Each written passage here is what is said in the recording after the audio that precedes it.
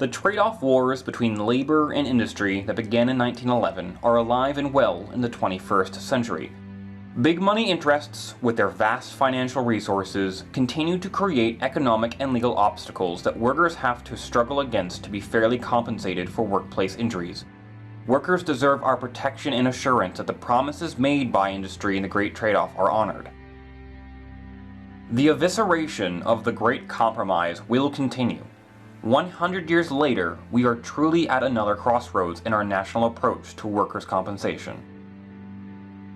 Advocates for injured workers and their families need to leverage our collective resources to ensure that large corporations are prevented from making hard-working Americans second-class citizens dependent on government welfare programs.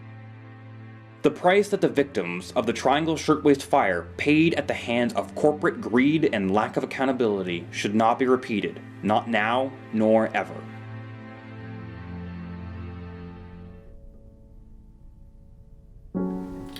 WILG, which was started 20 years ago, was originally intended to bring workers' compensation lawyers who represent injured workers together and get them out of their sense of isolation, because in some states there aren't very many workers' comp attorneys and they're not very in touch with each other a lot of the time, and they certainly don't know a lot of what is happening around the country with workers' compensation. There was an increasing risk of losing many benefits in many states. The state workers' comp systems in a number of states were going downhill. What's important to know historically is that in 1972, President Nixon appointed a commission on state workers' compensation. It was determined that state workers' compensation laws in general were neither adequate nor equitable. So after this report, there was a significant overhaul in the system for the benefit of the injured worker. However, in the last 15 to 20 years, there has been a shift against the injured worker, with many of the benefits being reduced under the guise of reform, or as we like to call it, deform.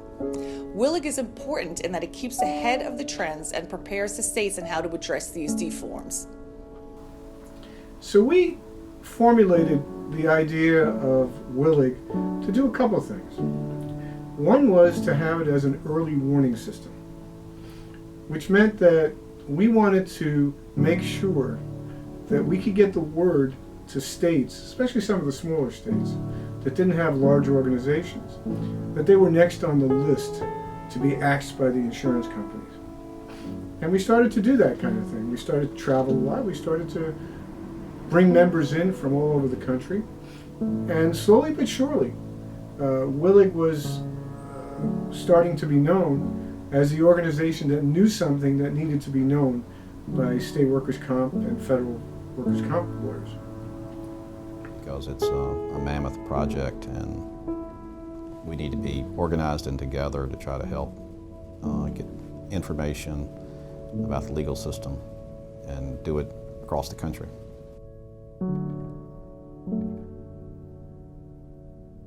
You see, I'm 90 now. I'm over 90. I was raised to serve the law, and the law was to serve the people. And there I was in the middle of it.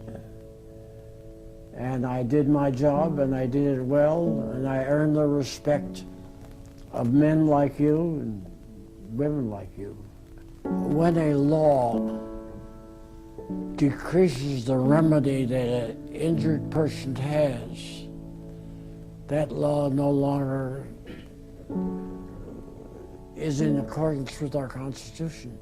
You're depriving him of an important right when you make it the exclusive remedy and only give him 25% of his economic loss. The history of America has been largely created by the deeds of its working people and their organizations. This contribution has not been confined to raising wages and bettering work conditions. It has been fundamental to almost every effort to extend and strengthen our democracy. William Kahn, labor historian.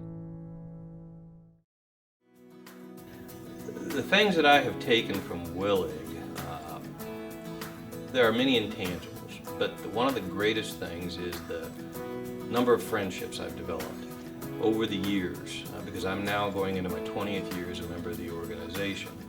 But what I had frequently told people in Missouri, where I'm a member of the many state bar organizations and the State Trial Attorney Association, is that I was much more active, much more involved on a federal level with my friends and colleagues in WILG than I ever was on a state basis. Not because I don't enjoy and get along with my friends here, but this particular organization appealed directly to your heart because of what it did, because of its direct impact, and not only being able to just represent a single person, but being able to help effectuate policy change on a national and local level. And those of us who are active in WILG or just members in WILG regularly have access to just being able to pick up a phone and call our fellow WILG members. And I consider that relationship way beyond professional, very personal. I consider the WILG brothers and sisters my dearest friends. 20 years ago, WILG was founded under the idea that by working together, we could do more for the American workers and their families than we could on our own. Together, we have fought to protect the rights of injured and sick workers, both at a state and federal level. WILG is the hard work, passion, and dedication of you, our members.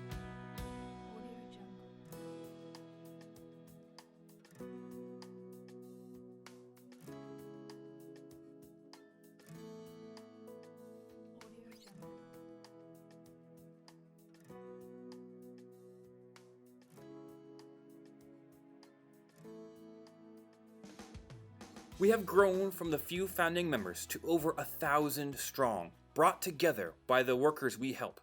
Looking into the future, no matter what economic or legislative hurdles come our way, we will continue to work together to protect the rights of injured workers.